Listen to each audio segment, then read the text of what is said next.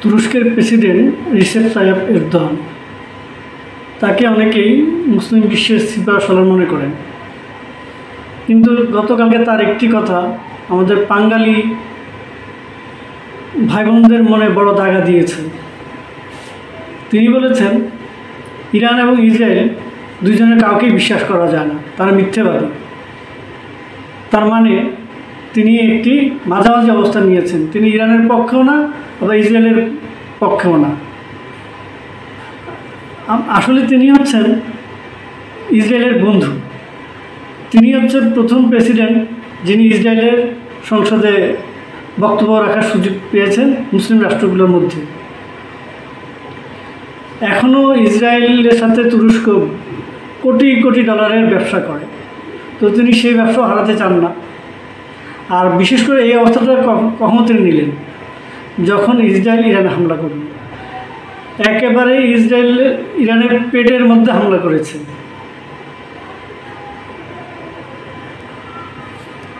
এই কথা শুনে বাঙালিরা মর্মাহত। এই বাঙালি কারা জানেন কি?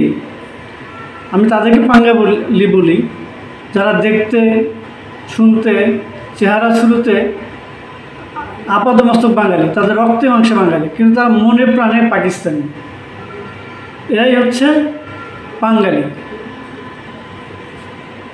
আমরা নাদান মুসলমানরা না বুঝতে পারলেও এরদোয়ান ঠিকই বুঝতে পেরেছেন যে যুদ্ধ লাগে ইরানের কী পরিণতি হবে। ইরানের খামেনি, রইসি সহ তার মন্ত্রিসভারা যে গলাবাজি করছেন, একই রকম গলাবাজি একসময় করতেন সাদ্দাম হোসেন এবং তার মন্ত্রিসভার সদস্যরা।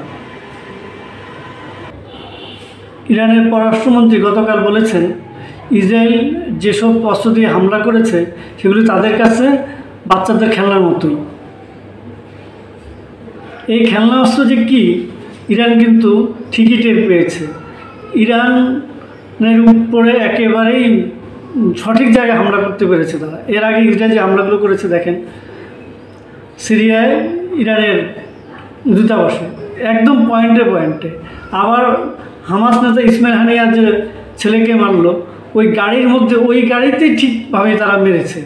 সুতরাং ইরান কিন্তু যতই বাগাড়ম্বর করুক মনে মনে ভয় পেয়েছে। আপনারা আমাকে অনেকে হয়তো দালাল বলে আখ্যা দিবেন, কিন্তু বাস্তবতাটা বুঝতে হবে। একটা মেরে 100টা খাওয়ার তো কোনো অর্থ হয় না। এই যে হামাস আক্রমণ করলো ইসরায়েলে, তার পরবর্তী পরিণতি দেখেন। হামাস হয়তো 1000-1500 ইসরায়েলি মেরেছে, কিন্তু এখন পর্যন্ত গাজায় প্রায় 40,000 ফিলিস্তিনি মারা গিয়েছে এবং গাজার 70% বাড়িঘর ধ্বংস হয়ে গিয়েছে, যা এই সব ফিলিস্তিনিরা হয়তো কোনো দিন তুলতে পারবেন কিনা সন্দেহ আছে। এরা সবাই দরিদ্র হয়ে গেল, এরা রাস্তায় এখন থাকতে হবে তাদেরকে। ইরাকের প্রয়াত প্রেসিডেন্ট সাদ্দাম হোসেন এরকম অনেক হুমকি দামকি দিয়েছিল। শেষ পর্যন্ত আমরা কী পরিণতি দেখেছি। ইরাকে প্রায় 1.5 লাখ সৈন্যকে বালু চাপা দিয়ে আমেরিকা বাগদাদ চলে গেছে মাত্র 3 থেকে 4 ঘন্টার মধ্যে। এই 1.5 লাখ সৈন্য অকাতরে জীবন বিয়ে দিল। তাদেরকে ইরাকের চারপাশে বাংকার করে রাখা হয়েছিল, যে তারা সেখানে অবস্থান নিয়েছিল। কিন্তু আমেরিকা এবং বিভিন্ন দেশের ট্যাঙ্ক সেটা ঘুরিয়ে বাগদাদ পর্যন্ত পৌঁছতে তাদের বেশিক্ষণ সময় লাগেনি। একটা কথা বলি, যুদ্ধ খুব ভালো জিনিস না। যুদ্ধে যে জিতুক বা হারুক, এখানে মানুষের যুদ্ধ হয়, অকাতরে মানুষ প্রাণ হারায়। এখন সেই আর তলোয়ার যুগে যুদ্ধ নেই যে সৈন্যরা শুধু মারা যাবে। এখন অনেক নিরীহ নারী, পুরুষ, শিশু মারা যায়।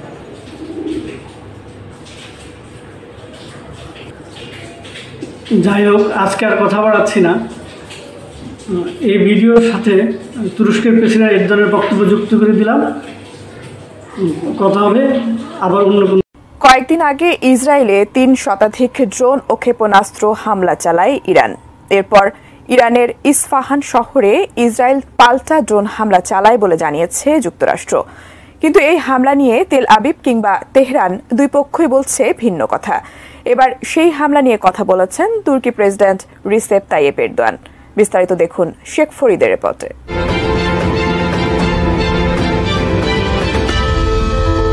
মধ্যপ্রাচ্যে দুই প্রতিদ্বন্দ্বী দেশ ইরান ইসরায়েল। গত 13 এপ্রিল ইসরায়েলে হামলা চালিয়েছে ইরান। এরপর ইরানের ভূখণ্ডে ড্রোন হামলা চালালো ইসরায়েল। হামলা হয়েছে দেশটির ইস্পাহান শহরের বিমানবন্দরের কাছে। তবে এই হামলা নিয়ে তেল আবিব কিংবা তেহরান দুই পক্ষ দুই ধরনের কথা বলছে বলে মন্তব্য করেছেন তুর্কি প্রেসিডেন্ট রিসেপ তাইয়েপ এরদোয়ান।